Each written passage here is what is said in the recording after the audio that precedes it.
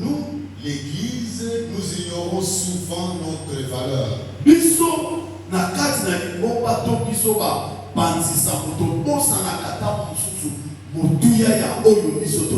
C'est parce que plusieurs parmi nous ignorent leur identité.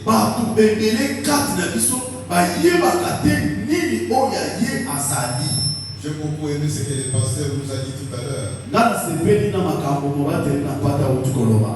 Qu'il est fier d'être pasteur.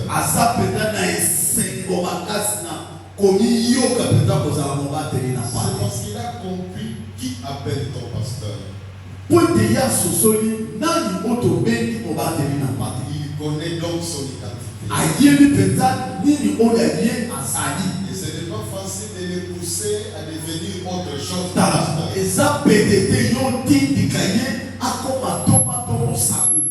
J'ai été plusieurs fois contacté par plusieurs situations et plusieurs personnes.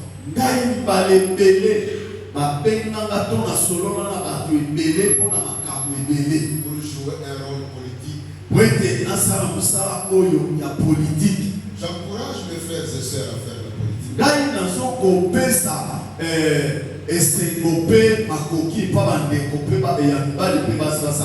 Personnellement, je suis content de ce que je fais pour le Seigneur.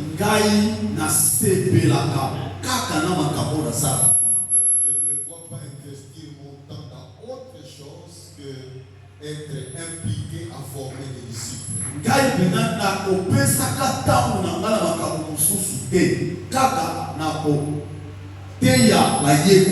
Celui qui est au pouvoir, il peut penser au peuple. Mais sans Jésus-Christ, il ne fera jamais les pieds du peuple comme sa priorité.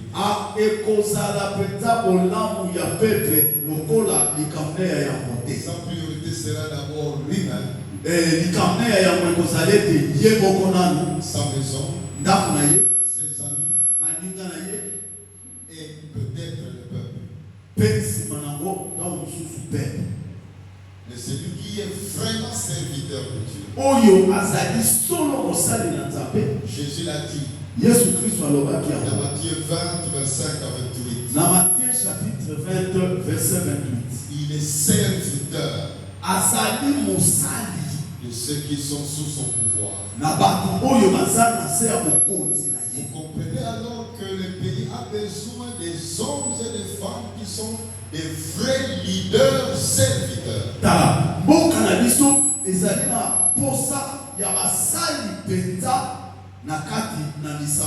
Et c'est l'église qui est censée être cette pépinière de leaders serviteurs.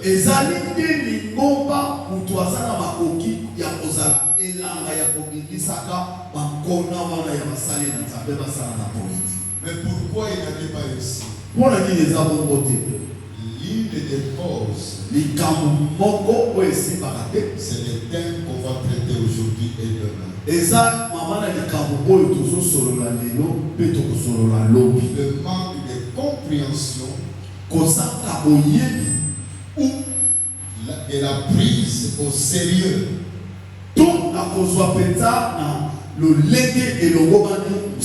de ce qu'on appelle la déontologie pastorale.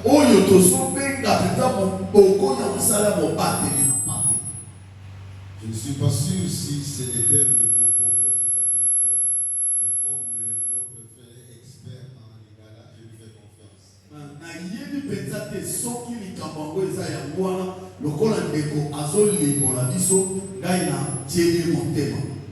Bien aimé dans le Seigneur, notre pays souffre.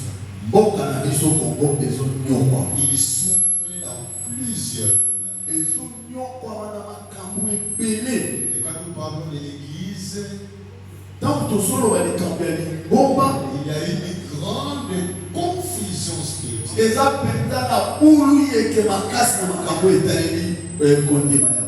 Une grande confusion doctrinale.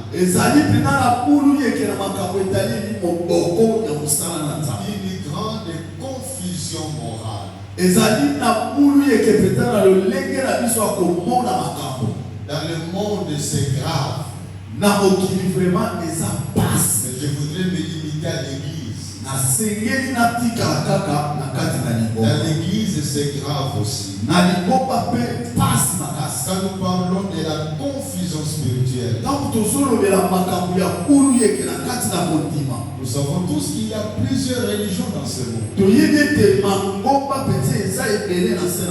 Il y a plusieurs spiritualités dans ce monde.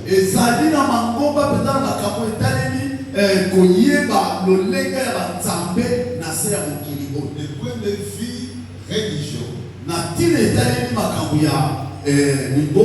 il y a cinq religions appelées les grandes religions.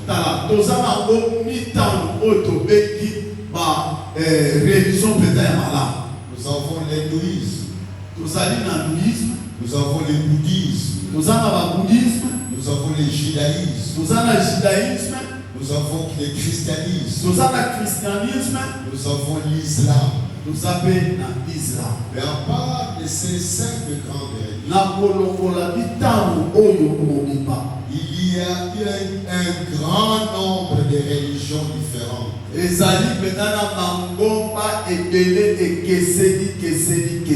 Soit ce sont des religions qui viennent de ces cinq religions que je vais dénommer ici.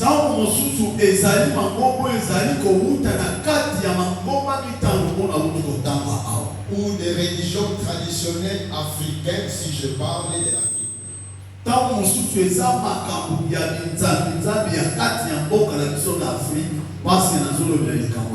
Notre pays est envahi par plusieurs religions. Mais ce qui est très grave, c'est que dans nos milieux chrétiens, il y a aussi la présence de beaucoup d'enseignements qui viennent de ces religions.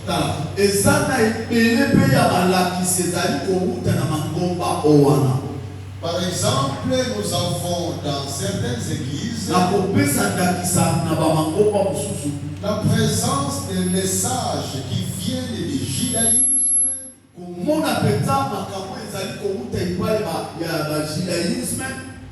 par la Kabbale juive, mais non seulement des messages, mais des pratiques. Alors que le judaïsme est rien par rapport à la richesse qu'il y a dans le christianisme.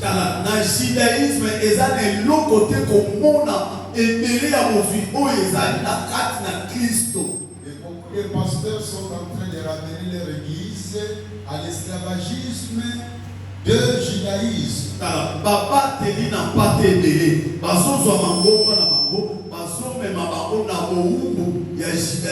C'est parce que nous vivons dans une grande confusion religieuse. Confusion spirituelle. Cette confusion est multipliée encore par la présence de plusieurs sciences occultes.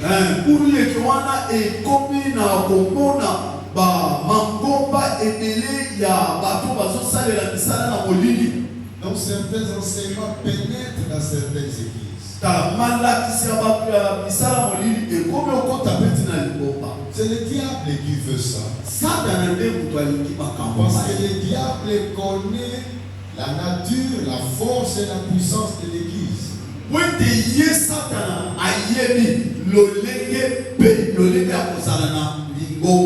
Il y a aussi la confusion doctrinale.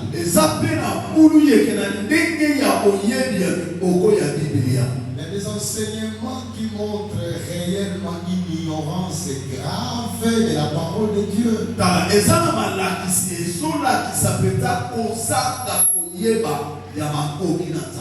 Un exemple simple. Un jour j'étais au salon chez moi. Je suivais un certain prophète. Et puis il parlait de Jésus-Christ. Il a dit Jésus-Christ a commencé un moment, a terminé un moment. Avant le moment de commencer, il s'appelait Jésus. Mais au moment du baptême, Christ est entré en lui. Pas Jésus Christ, mais Christ.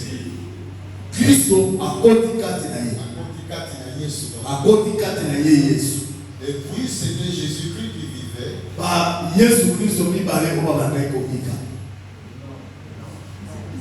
C'était d'abord Jésus et non pas Jésus-Christ. C'était d'abord un homme qui s'appelait Jésus. Maintenant, au moment du baptême, Christ est venu entrer en lui.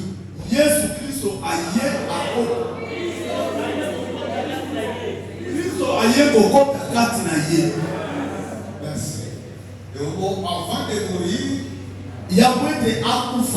Christ est sorti de lui. Et Jésus est mort. Les gens ont acclamé. Jésus Christ a accoufi. Parce que Christ est sorti. Alléluia. Amen. Je suis content de la manière dont mon frère traduit, parce que ça montre qu'il tient à Jésus-Christ. Il a ça pour ça. Amen. Mais vous avez compris ce que j'ai communiqué. La salle est acclamée. Il disait, papa, révélation. Papa, répétez. Papa, Songela. Il a encore répété ça. J'étais tellement triste que j'ai changé d'émission. Ça, ce n'est qu'un exemple. Il y a la confusion doctrinale. Vous savez, de la confusion morale. Je n'ai pas besoin d'en parler maintenant. Parce que c'est notre thème qui va nous aider à creuser ça. Mais en gros, nous savons tous que la Bible nous recommande à connaître la parole de Dieu, mais aussi à pratiquer la parole de Dieu. Quand cette parole n'est pas pratiquée, c'est là où nous avons la confusion morale. Pour mieux comprendre notre thème sur notre enseignement sur la déontologie, il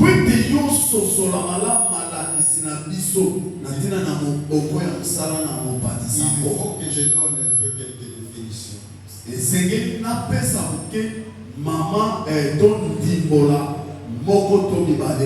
Et avant de définir la déontologie,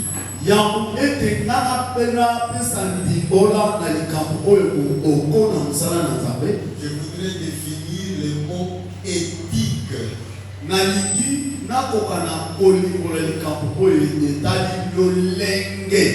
Parce que la déontologie fait partie de l'éthique.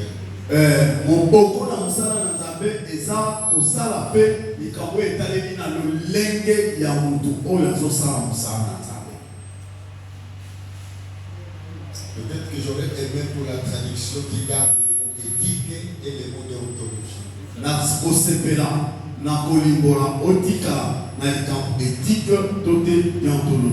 Merci. Parce que la déontologie, ça fait partie de l'éthique. Dans la déontologie, ezali kosala partie ya éthique. Merci. Qu'est-ce que l'éthique? Nini oyo tobengi éthique? L'éthique vient du mot grec ethos. Éthique euti na mot grec ethos. Pour écrire le mot ethos, mona kokoma likambo ethos, c'est E ezali T H O S. Le mot ethos. Likambo otobengi ethos. Ethos Ethos signifie manière de vivre. Ethos elingi koloba lolenge ya kobika. En fait, le mot éthique, Likambo oyo tobengi éthique, ou bien la science éthique, boyekoli na éthique, c'est une branche de la philosophie ezali eteni moko ya philosophie qui s'intéresse oyo ezali mpenza kotala mingi au comportement humain na bisaleli ya bato, et plus précisément na kobeta mpenza sete à la conduite na lolenge ya kotambola ya mutu des individus en société. na bato oyo bazali kobika na kati ya se na mokili. Donc vous comprenez que nous ne pouvons pas vivre comme nous voulons. Botala ete biso tolingi mpenza kobika lolenge tolingi te. L'homme n'est pas appelé à vivre comme il veut. Mutu abengani te na kobika lolenge oyo ye alingi Dans te. chaque société, Na mangomba nyonso l'homme est appelé à vivre d'une certaine manière mutu abengani na kobika na lolenge moko pour qu'il soit reconnu comme étant un être vivant dignement. po ete ayebana ete azali mutu azali kobika na lolenge mpenza ya malamu. Ce souci d'étudier comment on doit vivre dans la société Posa wana mpenza ya koyekola ndenge nini tosengeli kobika na se na mokili awa fait partie de l'éthique. yango ezokuta na kati na éthique. Il y a un autre mot qu'on utilise, la morale. Likambo mosusu tozolobela morale. L'éthique et la morale, Éthique mpe morale dans certains cas, ils sont semblables. na lokotala na ndenge mosusu makambo wana ekokani. Mais en réalité, il y a une nuance de différence entre éthique et morale. Na solo na kotala malamu bokeseni moke ezali kolandisa éthique mpe morale. Quand vous allez dans le dictionnaire Larousse, soki okoti na kopanzapanza mokanda wana ya mayele Larousse, la morale est un ensemble de règles de conduite morale ezali kosangana ya makambo oyo mutu asengeli atambola nango. Ces règles sont considérées lolenge ya kotambola wana ezali boye comme bonnes lokola malamu de façon absolue na lolenge mpenza elongomani ou selon la conception de la vie dans cette société-là. bien lolenge ya komona lobiko na kati na engomba wana. Prenons un exemple, tozwa lika mama na lika ndakisa moko le mensonge. lokuta. D'une manière générale, le mensonge est considéré mauvais. na kotala mpenza na lolenge mobimba boye lokuta eza mabe. Et dans certaines sociétés, mentir, c'est une qualité. na kotala bisika mosusu kokosaka yango eza mpenza na motuya.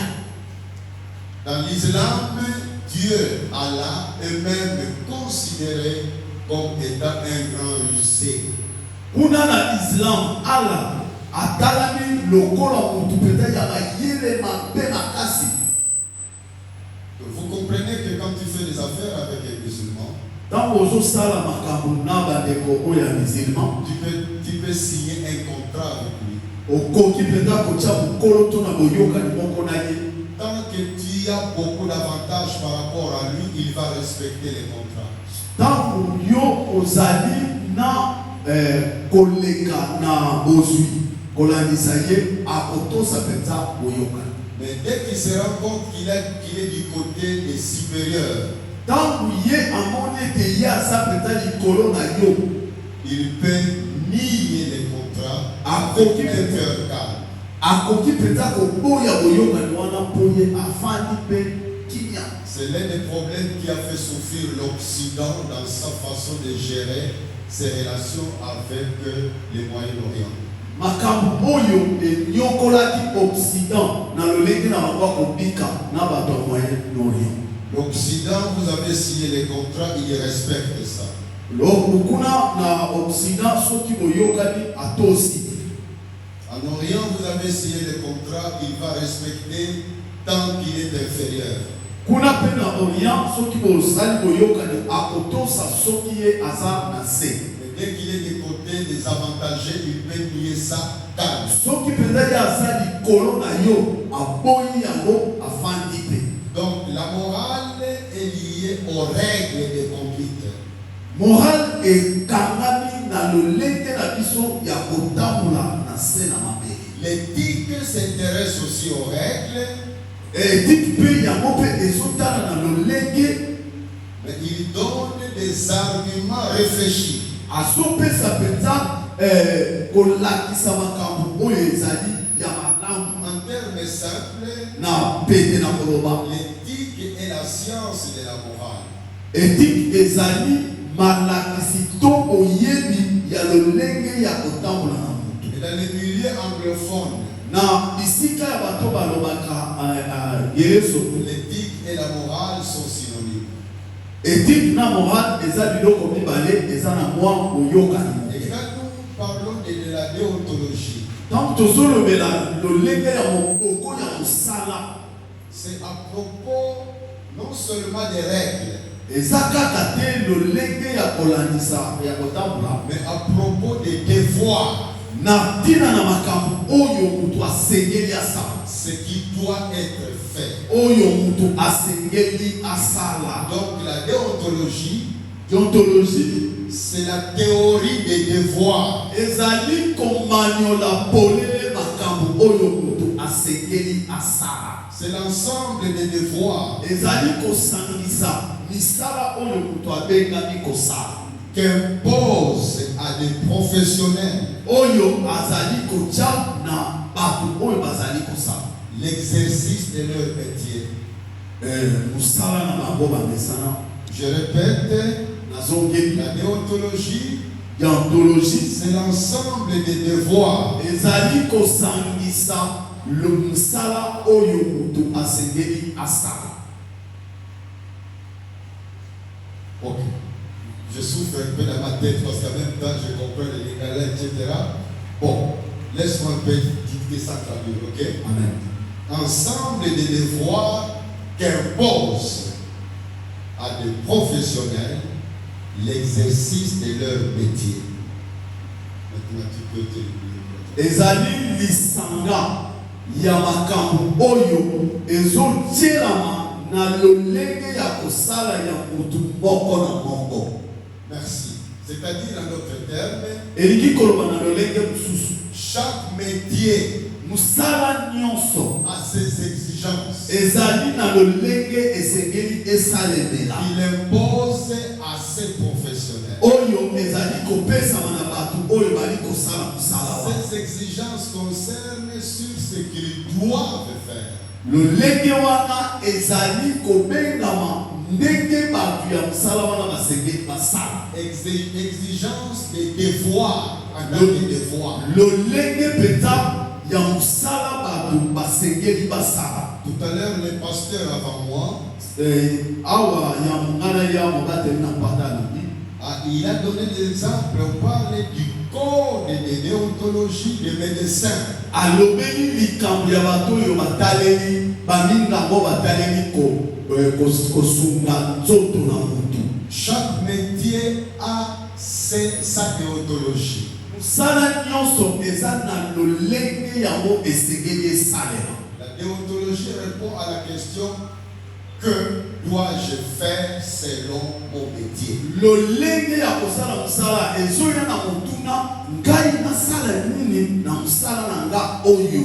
La police a sa déontologie. bapolisi baza na lolenge na bango kosala. Les avocats ont leur déontologie. baavoka baza na lolenge na bango kosala. Les mécaniciens ont leur déontologie. bato oyo babongisaka mituka mpe baza na lolenge na bango kosala. Même s'il n'y a pas de livre qui en parle, ata kutu mikanda elobeli yango te, chaque mécanicien en étant en contact avec les autres mécaniciens, il y a des habitudes qui se créent.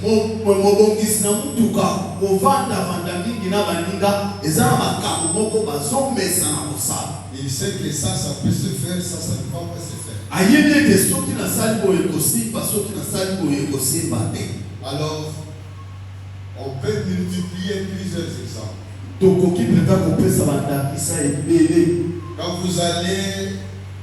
Quand on considère les études comme un métier, quand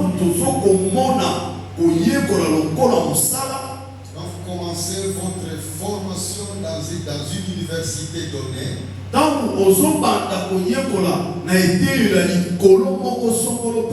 parmi les premières choses que vous devez connaître,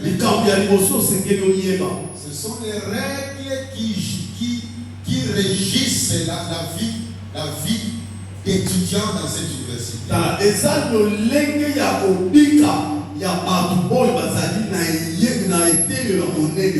C'est la déontologie des étudiants dans cette université. Donc, partout où quelqu'un veut vivre, s'il a un travail à faire, ce travail ne se fait pas selon son désir. Ce travail va se faire selon les désirs du patron. Et le patron a exprimé sa volonté dans un document. Ce document-là contient le code de déontologie dans cette société-là.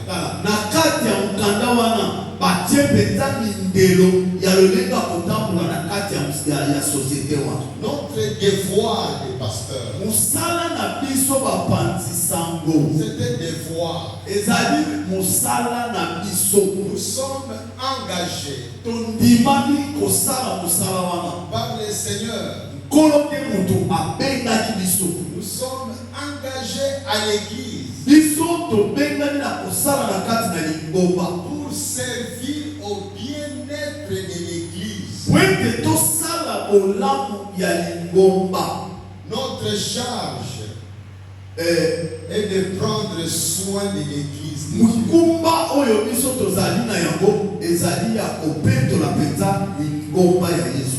Et cet ensemble de règles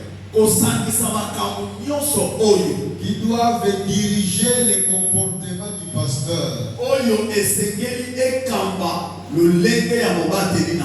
selon la volonté du patron de l'œuvre, qui est Jésus-Christ, s'appelle la déontologie pastorale. Et notre document, c'est la Bible. Mais chaque église locale bien organisée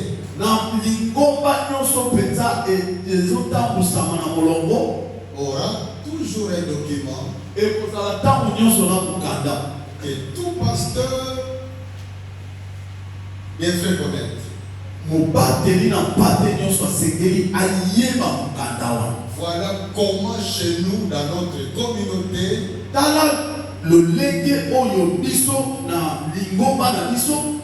ou dans notre église locale, les choses doivent se passer. Et l'église doit pouvoir marcher. Comment le pasteur doit se comporter en public.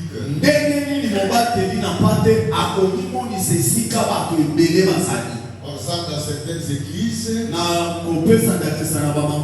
le pasteur est enseigné clairement qu'il est interdit chez nous à un pasteur de boire l'alcool.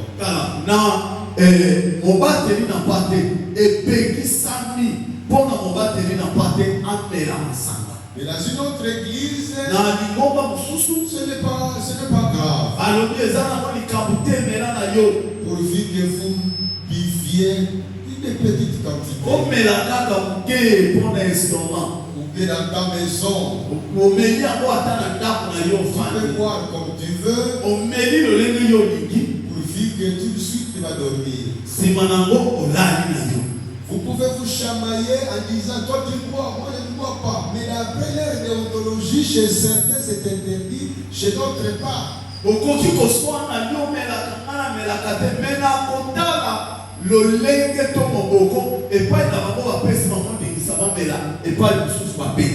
Donc vous comprenez que la déontologie pastorale est fondamentale.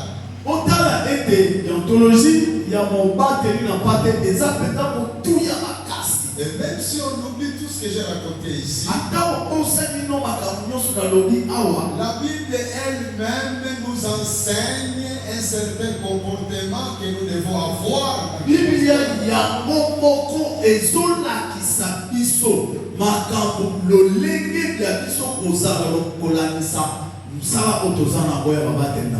C'est tout ça qui constitue notre déontologie.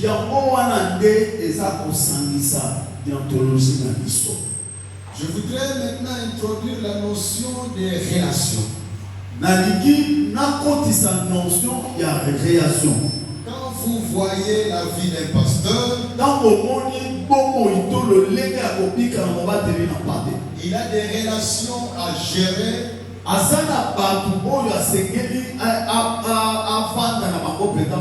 Il a des responsabilités à s'acquitter. Du point de vue relation, le pasteur doit faire attention à cette relation.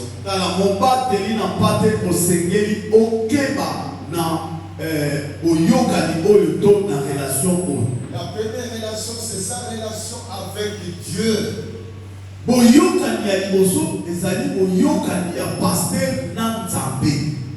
C'est la relation fondamentale.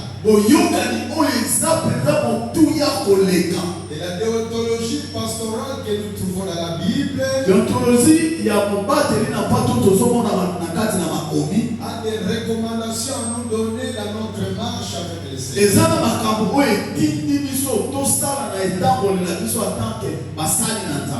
Dans cet aspect-là de sa relation avec Dieu,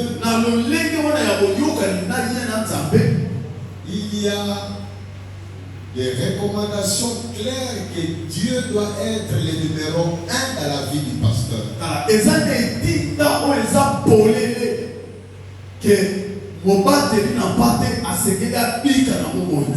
Jésus a dit que le premier, le plus grand commandement, dans Matthieu 22, versets 36 à 40, il a dit clairement que le premier et le plus grand commandement, c'est aimer Dieu de tout son cœur, de toute son âme, de toutes ses pensées, de toute sa force.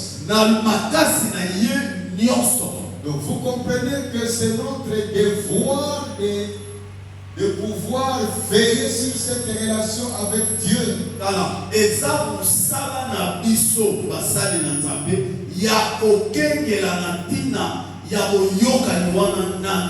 Dans la déontologie pastorale, c'est la priorité des priorités.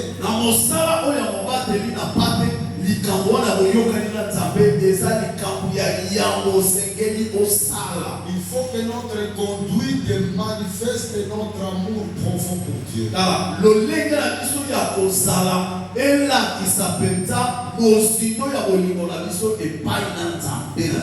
Nous avons à avoir un comportement christocentrique.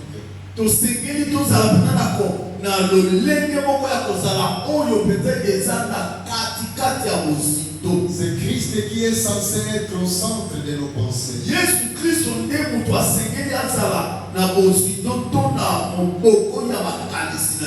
Il doit être au centre de nos préoccupations.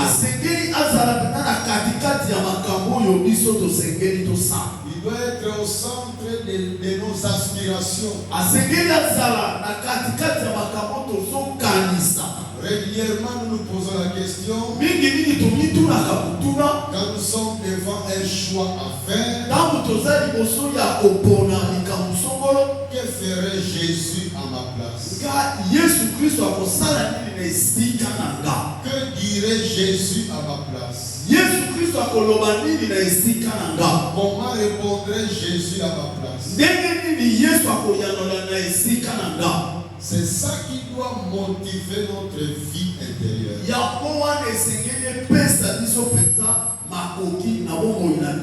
Dans la déontologie pastorale, il y a une grande devise.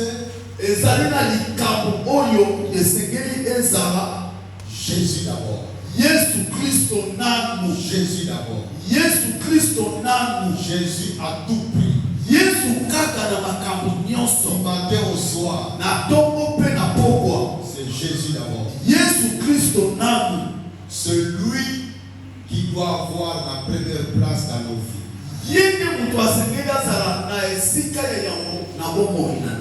L'épître de Paul aux Colossiens a comme thème la prééminence de Jésus-Christ.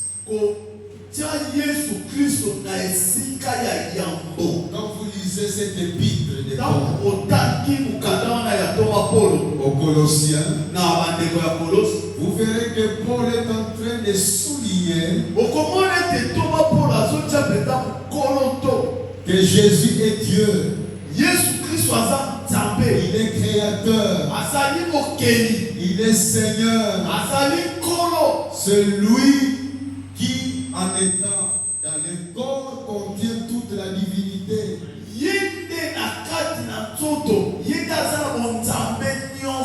Et il montre que si vous avez Jésus dans votre vie, vous avez tout dans votre vie.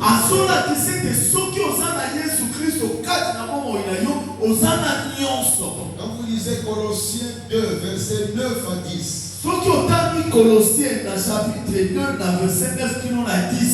Paul souligne, nous avons tout pleinement en Jésus-Christ.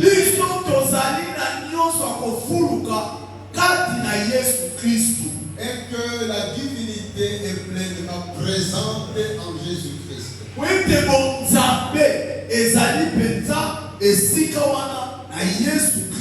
C'est une épître qui nous invite à mener une vie christocentrique.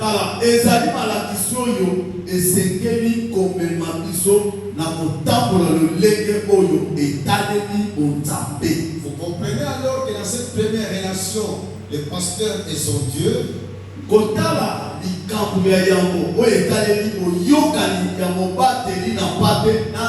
Il est important que le pasteur ait la conviction qu'il est vraiment sauvé.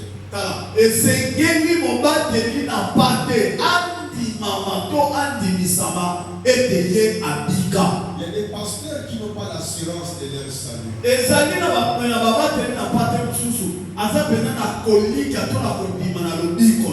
Un jour, je venais d'une conférence. J'étais moi-même au volant. Mon voisin était un pasteur. Je venais de parler dans une conférence. J'avais une erreur dans ma programmation. D'avoir accepté une autre conférence dans une autre église.